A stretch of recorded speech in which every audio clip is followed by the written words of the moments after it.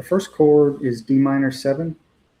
So we're going to put our index finger on the bottom 2 strings on the first fret, and then your second finger on the 3rd string from the bottom on the 2nd fret. And I'll try to remind myself to call the strings by the letters. I have a bad habit of not doing that. A trick you can use to remember which string is which is, I think it's called a mnemonic, where you use letters to represent words, or other way around. I had a guitar instructor tell me this once, and I'm pretty sure someone told him. I'm going to change the D string, which is this one. I'm going to change the D string and use a different word than what he told me to make it family friendly, but otherwise I'll keep it the same. So the saying that you can remember to remember what string is which letter is, I'll go through it and strum each one as I say it. Elvis ate donuts. Goodbye, Elvis. I picked donuts because I love Elvis, but we have to admit at the end of his life he'd gotten a little heavier, so I'm going to attribute that to maybe he had started eating donuts. You'll probably hear the original version somewhere along the way, but the top string is E, Elvis. The next string below that is A, 8. The next string is D, donuts. Next string is G, goodbye. The next string is B. I'm sorry, that's good. And then the next string is B, bye. I accidentally put those two together. And then the last one's E again, Elvis. So Elvis ate donuts. Goodbye, Elvis. You can look it up and find the original version if you want to find the original version. But that's a good way to remember what string is what. Sorry, I got sidetracked. The next chord is C, a standard C. For that, we're going to put our ring finger on the next to the top string, which is A, since based on what we just said, on the 3rd fret. That's going to give us a C. On the 2nd fret, we're going to put our second finger on the string right below that, which we just said is the D. We're going to press down on the D string on the 2nd fret, 3rd string from the top, in other words. And then on the 1st fret, we're going to press down on the 2nd string from the bottom, or the B string on the 1st fret, making it another C. So it gives you the C chord. We're going to leave out the top string so that the top note is the bass C note. The next chord they're showing is what they're calling G sus. Sus stands for suspended. It basically means they've altered the G chord.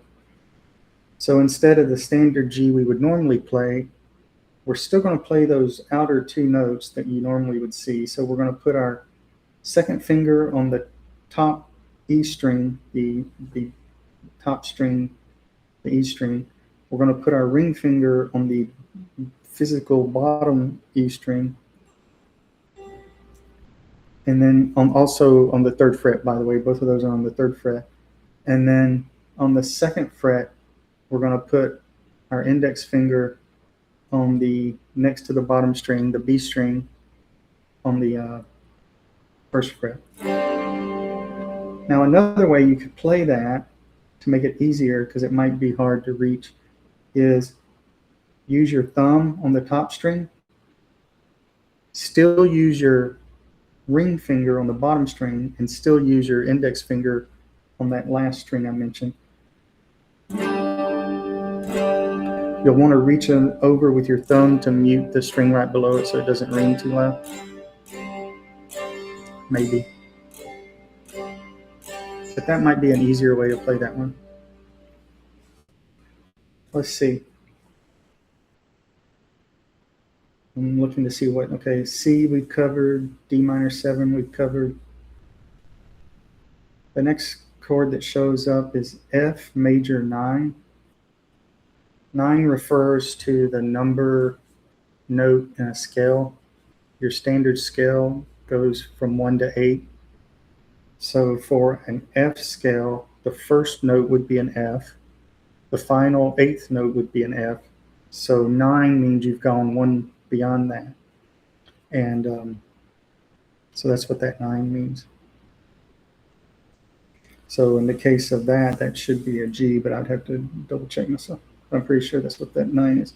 So the shape of it's going to be, we're going to take our second and third fingers and press down the second fret on the third and fourth strings from the top, which, as we said a moment ago, is our D and G strings. We're going to use our index finger to kind of bar just those top 2 strings on the first fret that we haven't accounted for yet. And then we're going to use our pinky on the very bottom string on the 3rd fret. And that'll give us that D major 9. They then show C again. Now they have what they're calling F/G. F/G, the /G indicates we're changing the root of the song, of the chord. So if it was just an F, there's different Fs that you can use, but one of the standard Fs would look like this. One of the standard Fs would be your index finger on the bottom 2 strings on the 1st fret, your second finger on the 2nd fret, string right above that, the G string, and your 3rd finger on the 3rd fret, string right above that, the D string. And then you would play, that gives you the F, and then you would play and leave out the top 2 strings. So that would give you F. But because they're changing it and making G the bass note, what we're going to do is we're going to include on the top string 3rd fret, we're going to grab that, and I'm going to grab it with my thumb, and we're going to play that as well and go all the way down. And that changes it from an F to an F/G. Now you could change the fingers you're using. You could use your key where my ring finger was and move your ring finger up. But it sounds almost the same, so it's just, I find it easier just to grab it with your thumb. But whatever is comfortable for you. Let's see. Let me see what might be on the 2nd page. That covers the 1st page.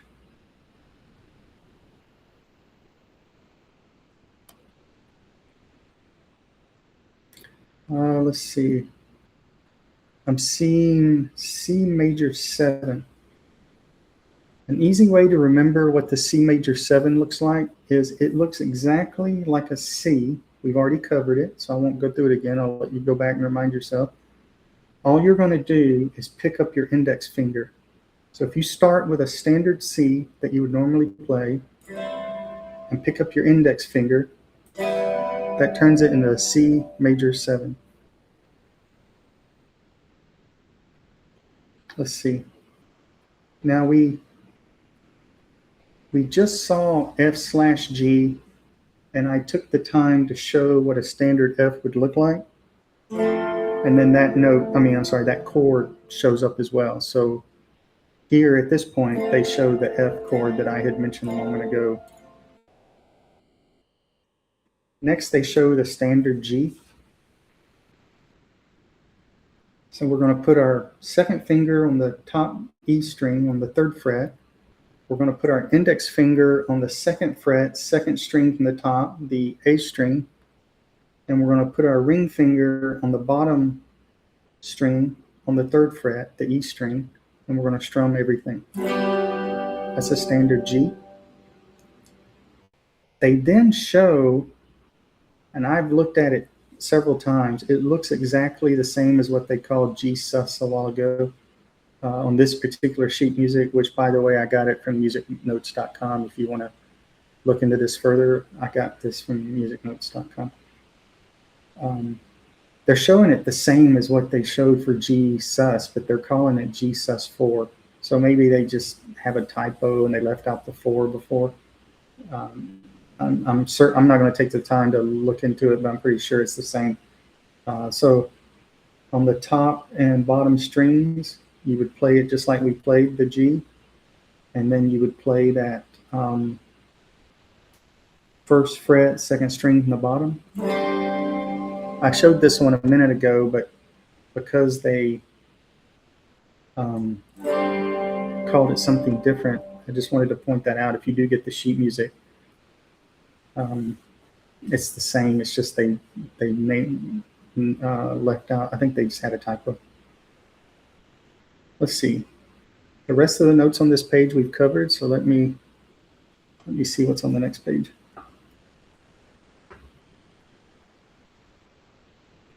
Okay, they have A minor 7. So a standard A would just be all on the second fret. The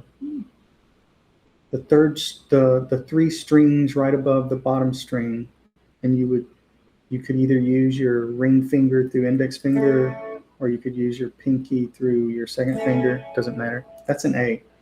To go from an A to A minor, I'm going to use this version here to start with an A where I'm using my pinky, because what that allows me to do is I can point out to you now that if I pick up my pinky and put down my index finger on that same B string, second string from the bottom on the first fret, and I meant to point out you include the open A string because that gives it the A bass note. That makes it an A minor. So this is A. This is A minor. Then we make one more change to get to A minor 7. To make it an A minor 7, keep the A minor and lift up your ring finger and play the same note, chord strings again. So we started with an A, we went to an A minor, and then I picked up my ring finger and played A minor 7. And again, the 7 there just indicates the note in the scale. So it's the 7th note in the A scale, which should be, I'm having to count backwards in my head. I think that's G, but I double check me. Then they show F major 7. So this is a I would consider this a standard chord as is. You see it a lot, so I'll just go straight to it. I won't go through the variations of it. You see this come up a lot on its own, so I think it's fair to consider it a standard chord. And I just pointed out what 7 stands for, so I won't go through all that again. So on the first fret, second string from the bottom, the B string, I'm going to use my index finger. On the second fret, string right above that, the G string, I'm going to use my second finger. On the third fret, string above that, the D string, I'm going to use my ring finger. And that turns that D string into an F. And I'm going to leave out the top 2 strings and only strum the strings below that. Okay? I'm just looking to see if any other notes show up. No new notes show up on the rest of that page.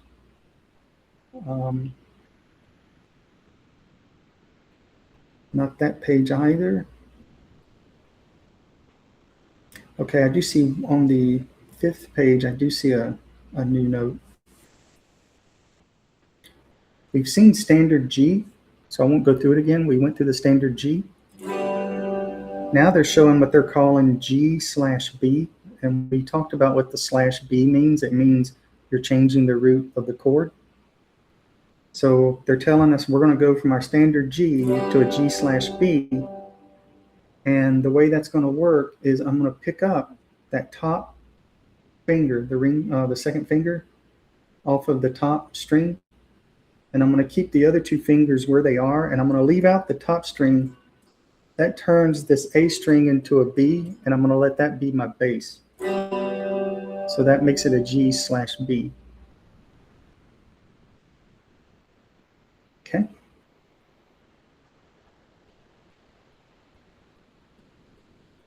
Just looking to see if any other new chords show up.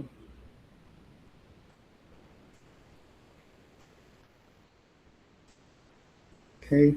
The only other chord I see so far is a standard D. Looks like a little triangle. So the easiest way is to start with your ring finger on the next to bottom string on the 3rd fret, and that is the B string. And then use your second finger on the bottom string, 2nd fret, that's the E string. And then you're also on the 2nd fret. Use your index finger on the 3rd string from the bottom, which is the G string. And then we're going to play the open D string as our bass note. That's the standard D chord. Let me see.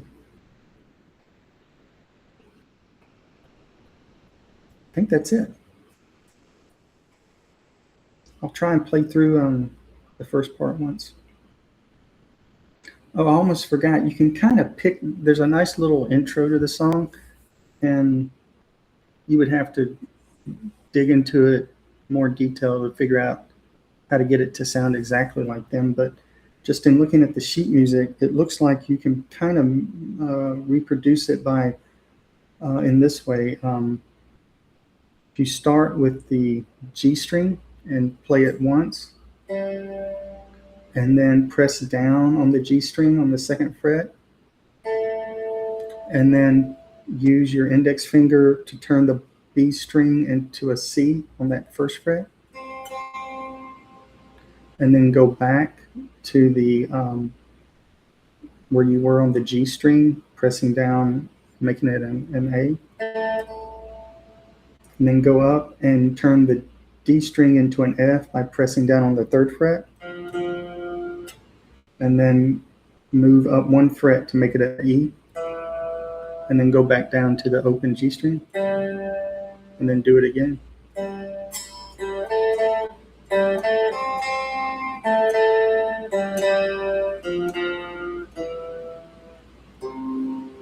I haven't figured out how to end it yet, so I've just been playing around by ending it as a C, but I'll let you look into it in more detail. But let me see if I can go through it once.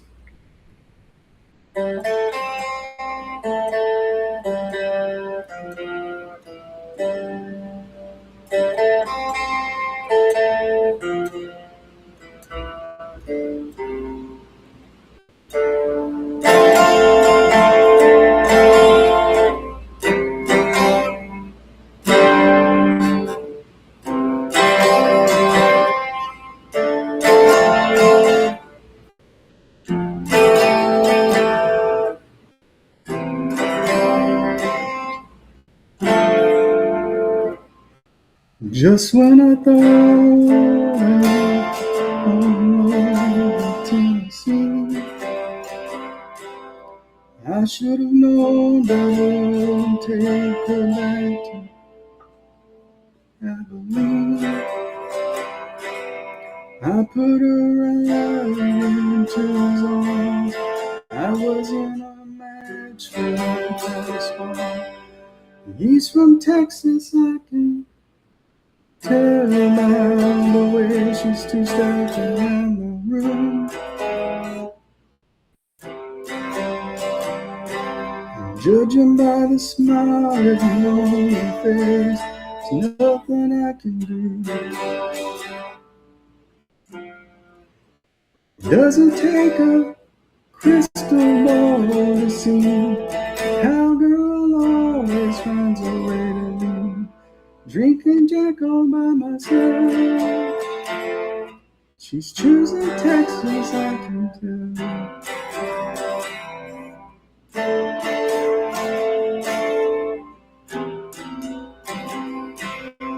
Well, I guess she forgot about the snow mountain rain. And the hey tunes and Memphis blues we used to sing. She always loved Amarillo morning, and I should have taken that as a warning. He's from Texas, I can tell. By the way she's two-stepping around the room, judging by the smile upon her face, there's nothing I can do. It doesn't take a crystal ball to see how girl always finds a way to leave. Drinking Jack all by myself. She's choosing Texas, I can tell.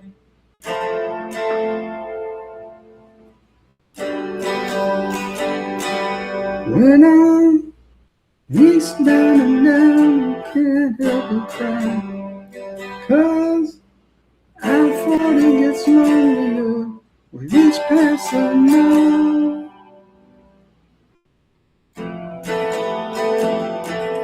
Ever gonna change? 'Cause her heart belongs to a long state.